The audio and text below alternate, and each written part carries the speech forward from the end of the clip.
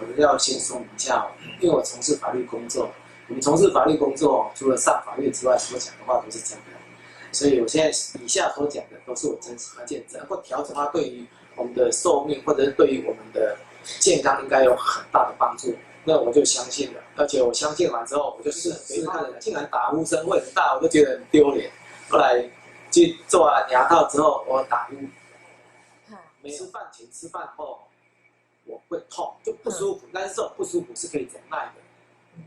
可能就是那种就是可以忍耐，就是闷闷的痛，摸摸那点，摸摸那点，摸摸那点。啊，只是说吃完饭的时候，你马上躺下去会很不舒服。我也曾经好几次半夜的时候哦，已经睡着了哦，半夜那个胃酸逆流上来的时候哦，被他醒来，他整个胃就是那个喉咙就很痛，然后就赶快起来。哎，你最近好像都没有胃痛了嘞，以前哦3不5时就胃不舒服啊，就要吃药，那也吃了很久也没有改善。而且我对于我的肩颈，我常常去给他按摩。哇，你这样，你个子很小，结果我点空空，肩颈啦、背啦，其实这个部分都有很大的改善。还有一个最重要的就是腰酸，可能我们这种哦，我觉得腰酸好像是一个很多人普遍的一个现状。那你在不知不觉当中，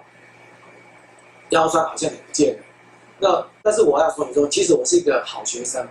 我几乎我每天都会戴牙套，那我想说这样一个简单的一个见证，不晓得有没有